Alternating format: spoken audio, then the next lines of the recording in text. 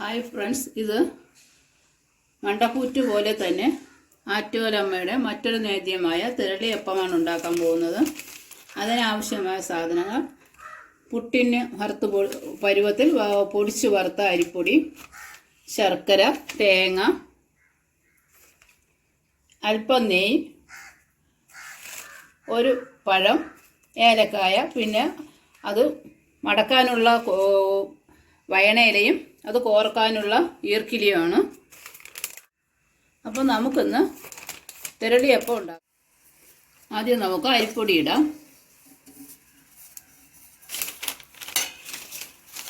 അതിലേക്ക് തേങ്ങ ചേർക്കാം.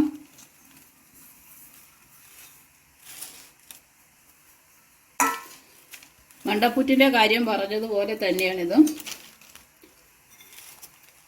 ശർക്കര അത്രയും വൃത്തിയുള്ള ശർക്കരയായിരിക്കണം. നമുക്ക് അമ്പലത്തിൽ ചെന്നിരുന്ന് തിരളിയപ്പം ഉണ്ടാക്കുന്ന സമയത്ത് ശർക്കര ഉരുക്കാനൊന്നും പറ്റില്ല. പണ്ടാര അടുപ്പി തീ കത്തിച്ചതിന് ശേഷം മാത്രമേ പൊങ്കാല അടുപ്പി നമുക്ക് തീ കത്തിക്കാൻ പറ്റുള്ളൂ. അപ്പോൾ ഈ ശർക്കര ചീവി ഇടുക മാത്രമാണ് മാർഗമുള്ളത്. അതുകൊണ്ട് തന്നെ നല്ല വൃത്തിയുള്ള ശർക്കര വേണം തിരളിയപ്പത്തിന് നമ്മൾ കൊണ്ടുവരാനായിട്ട്. ഇനി ഒരു സ്പൂണോളം നെയ്യ്, ശർക്കര ചീകിയിടാം.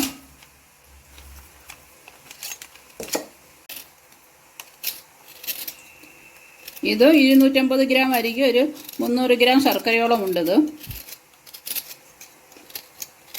മൊത്തം നമുക്ക് ചീകിയതിന് ശേഷം മിക്സ് ചെയ്യാം.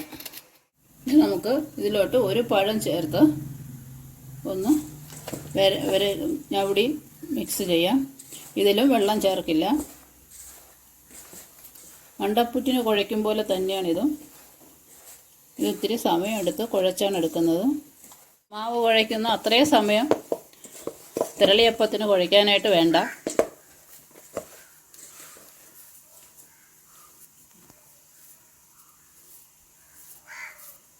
നല്ല പരുവത്തിനിത് വരുന്നുണ്ട്. ഇനി നമുക്കിത് ഇലയിലോട്ട് വെച്ച് മടക്കാം.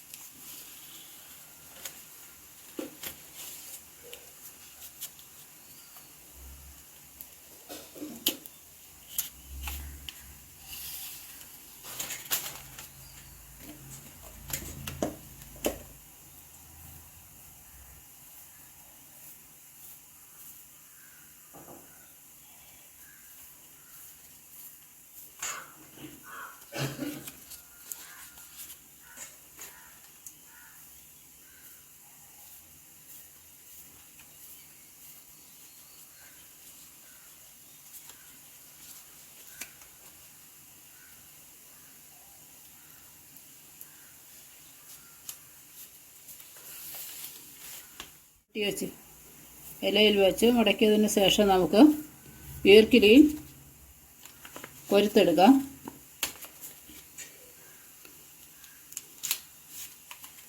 ഈ മാവെല്ലാം ഇതേ രീതിയിൽ നമുക്ക് ഇലയിൽ മടക്കിയെടുക്കാം.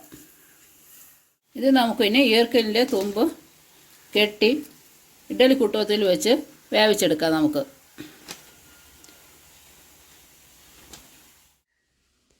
ഇനി നമുക്ക് ഇഡ്ഡലി കുട്ടത്തിൽ ആവശ്യത്തിന് വെള്ളം വെച്ചതിന് ശേഷം തിരളിയപ്പം എടുത്ത് അതിൽ വയ്ക്കാം. നമുക്ക് ഇങ്ങനെ വെച്ചത് വേവിച്ചെടുക്കാം. ഒരു ഇഡ്ഡലി കുട്ടവും മാത്രം കൊണ്ടുപോകുന്നവർ എപ്പോഴും ശ്രദ്ധിക്കേണ്ട കാര്യം, മണ്ടപ്പുറ്റ് വേവിച്ചെടുത്തതിന് ശേഷം തിരളിയപ്പം വേവിക്കാൻ വെക്കുന്നതാണ് നല്ലത്. അങ്ങനെയാണ് സാധാരണ ഞങ്ങൾ ചെയ്യാറ്. ഇനി നമുക്കിതൊന്ന് വേവിച്ചെടുക്കാം. നമുക്കിനി ഇത് വെന്തോ ഒന്ന് തുറന്ന് നോക്കാം. നല്ലപോലെ വെന്തിട്ടുണ്ട്. അങ്ങനെ തിരളിയപ്പം റെഡി ആയിട്ടുണ്ട്. ഇത് തണുത്തതിന് ശേഷം നമുക്ക് ഉപയോഗിക്കാം.